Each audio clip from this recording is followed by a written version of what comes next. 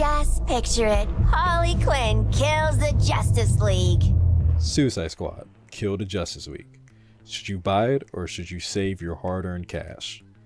Now, I've only played a few hours of the game so far, and I haven't even fought the Justice League yet. So think of this more of a first impressions, and remember to do your own research before forming a decision on if Suicide Squad Kill the Justice League is a bust or a must. Now, before we get started, make sure you drop a like, a comment, and subscribe if you want to for more content like this. It helps me keep going, but let's get right into it.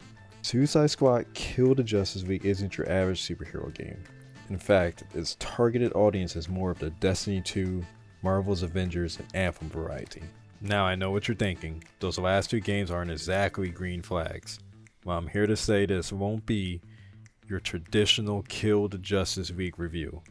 I'm not here to simply bash on the game. In fact, I actually have a lot of good things to say about the time I spent zipping, swinging, and gunning through the streets of Metropolis.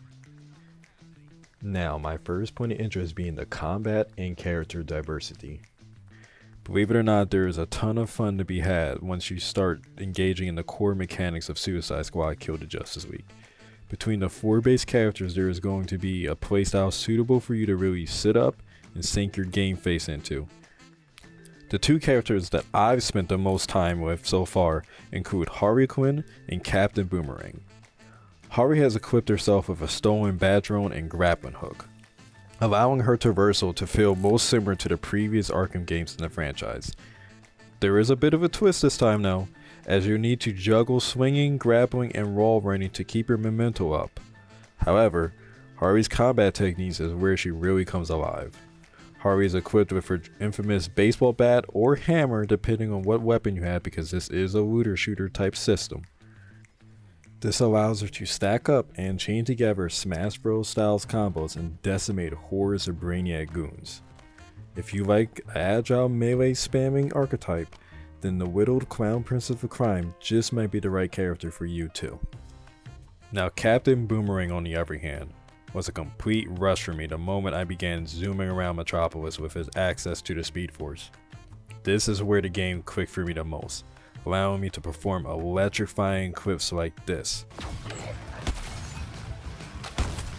liking this run and gunfight thing you're doing, Boomer.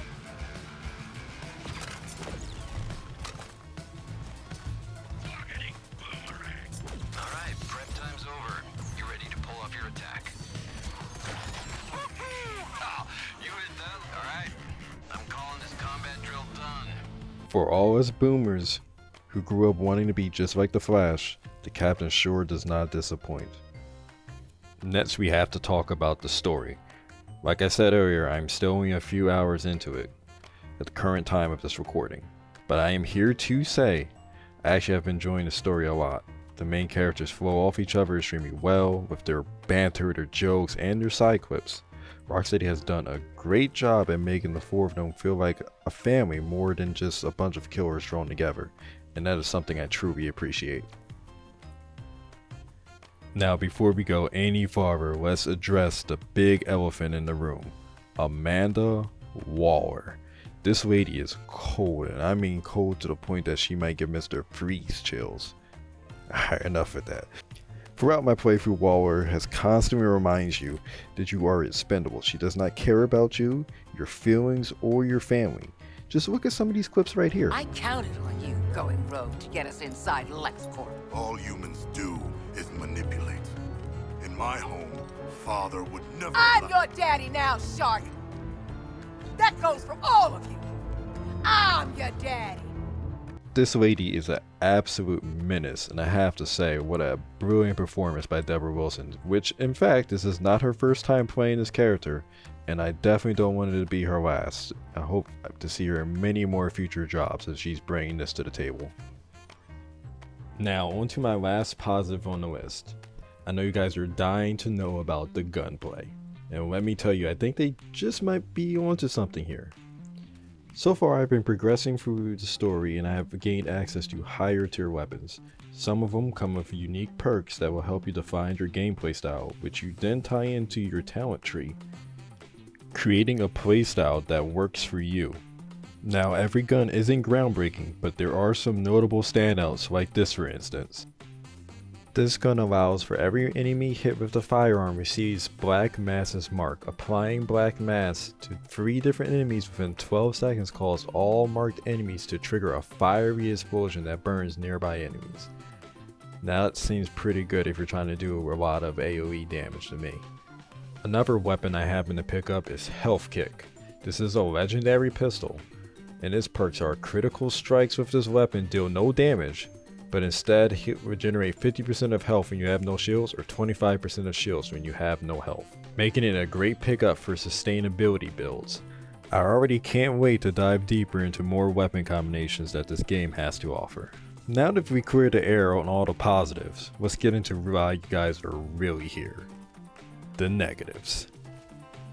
There are quite a few different problems I've ran into throughout my Suicide Squad Kill the Justice Week playthrough. Starting with some groundbreaking bugs, you know, the usual AAA game experience nowadays. See, I originally wanted to play through most of the story as Harley, but ended up having to dabble a little bit into Boomerang Man after I got locked out of one of Harley's main abilities for a few hours. I did eventually end up troubleshooting this problem myself, but it was definitely a slight inconvenience into my time. Hopefully you guys luck out a little bit better than I did and you don't end up sharing the same bug as me. Next on the list of negatives we need to address are the major plot holes of the story so far. As you'll all know, there is supposed to be a continuation of the Arkham games, which causes a major problem here. There is a lot of info WB Games tries to retcon and cover in the beginning of the game, like for instance, Deadshot is now black when in the original games he was white, and now somehow he has a major beef with Green Lantern that was just unexplained, and they tried to toss a little nod of it like, oh, he sent him to jail, but a lot of it was really confusing and just tossed at you, and I didn't really feel the vibe of that too much.